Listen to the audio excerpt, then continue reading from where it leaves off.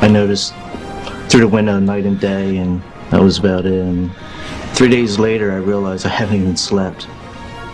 I played the game really hard right from the get-go. From that point on, my life changed. It's more than just logging in and playing games.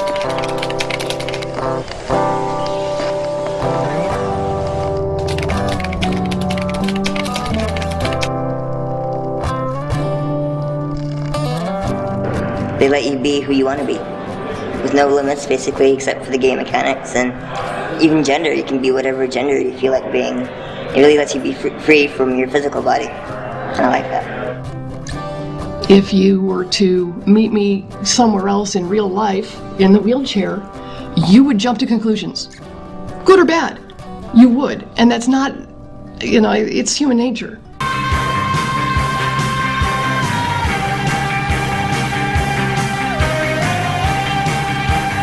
I actually look at it like a family. And we're like old friends, because we are. Lately, I hang out with people online a whole lot more than I do with people in real life. Most of my friends are definitely from the guild. If you consider everybody in the guild a friend, that's 570 people. That's pretty damn tough to top in real life, My Everquest world was vibrant. I had first come to Norath and Everquest in 1999. For years to come through Everquest and Everquest 2, I adventured through the lands. I got lost in the plains of Karana, and I cried as I saw the Feydark for the first time in Everquest 2. Norath had made my world bright. Until one day, Norath went dark. I suffered a massive ischemic stroke that left me mostly blind for nearly a year. Although this is what I saw of Norath for most of that first year, I refused to give up on Norath. All of the friends and memories I had made here. I continued to struggle to play, and as I did, my vision began to return. 2 years later, present day, I have regained nearly all of my vision. I fully believe that without this wonderful game, my world may have stayed dark forever. Thank you, Everquest, for all that you've done for so many of us, and the differences you've made in our lives. Thank you.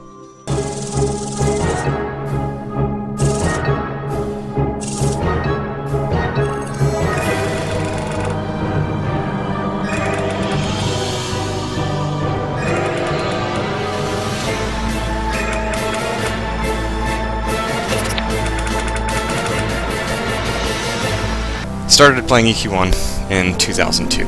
I was 12 years old. I was diagnosed with Lyme disease, and I had to stop playing baseball. They told me sports, out of the question. So my friend showed me Everquest. He showed me how to play. I found out that the gist of the game was that you run around and you attack stuff. I died, I lost my corpse. I got ready to quit. I stood by the Soulbinder in East Freeport, and then a high-level guy, this awesome guy, runs up to me. He gives me 10 platinum and a sword and these awesome buffs, and I was like, you know what? I want to be that guy. I want to be that guy. And it turns out it was the top paladin on the server. And I was like, well, I could do that.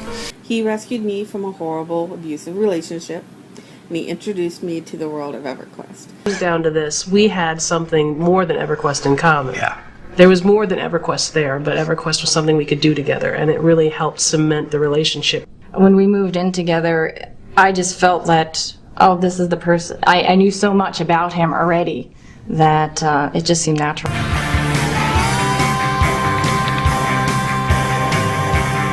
And wow, it actually kind of did destroy my life. I stopped working as much, and I started playing more.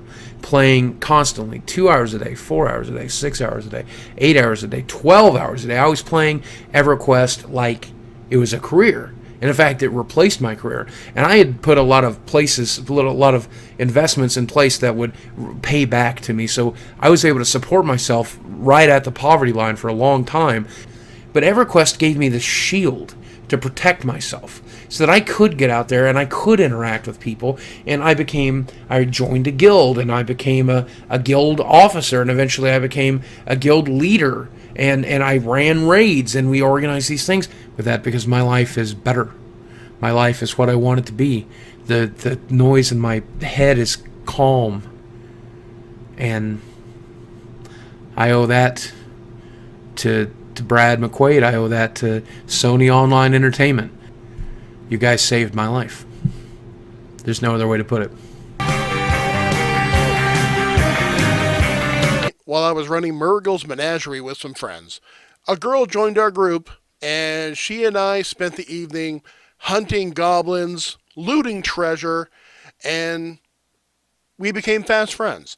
It wasn't long after that we fell in love. Her name is Elquinjenna, and now, both in-game and in real life, we're married. This is a really deep and personal story. As I mentioned last Friday, I suffer from Asperger's syndrome. There's no cure for it. There's nothing that can be done for it. I don't have a lot of empathy for people in the world, which is one of the big problems with it. And it's kind of unnerving to family and friends alike. But when I do develop bonds, they are pretty strong. And when I first started playing EverQuest, I wanted to do things solo, and you can't. In that game, when it initially came out, I played from year one. Everyone. It's just not a game where you can do that. And for the longest time, I would log in to the kiting around, try to get upwards in levels by kiting things. Didn't know what gear was. And through that, I met a very wonderful person who had a character named Primrose. And for a year, she and I were inseparable. Until the time of her passing. During that course of that year, we found out she had leukemia. Her, myself, and her cousin. And we stuck it out, prayed for the best, but within a couple weeks of her announcing to us that she had leukemia, we lost her. I was born with attention deficit hyperactive disorder, dyslexia, and auditorial disorder. With those disabilities came the challenges I face every day with spelling, reading, writing. I was a horrible student. And even up into high school, 2000 when I was a freshman, I was reading and spelling probably at like a 6th grade level. Needless to say, I was a bad student. But it wasn't until 2000 when I actually started playing EverQuest that I realized my full potential. Now, when you're playing EverQuest, you're trying to communicate with each other. You know, your friends or just people you meet in the game. Once if I'm trying to buy an item armor item in the bazaar, but I don't even know how to spell it, so how the heck am I supposed to get the item? So needless to say, when I first started playing EverQuest, it was difficult for me. I couldn't read very well, and I couldn't write very well. I typically would scream at my mom, you know, oh, how do you spell this, or what does this say? But over time, I was able to start reading the quests on my own. I was able to type faster, and even spell way better. And I can honestly say that was because of EverQuest. I've heard a lot of stories like yours, and people finding their spouses. Some of the most moving ones were, some people that were in the hospital for a long time, and they're not even mobile, and they've sent me emails saying, but with EverQuest I could run around with people even though I was stuck. And oh man, that just blows me away. We did not know that it would have that kind of impact, and I'm so humbled that it did. I don't want to get all religious on you, but I credit a higher power to that. It's more than a game. We made the game, but it turning into more than a game, it is just amazing. We have one world that seems to be more fair and more fun for lots of people than our real world. And if that's true, it remains to be seen, but if that's true, that means we could have hundreds of millions of people spending lots of time in there, which would have dramatic impact, obviously, on life out here.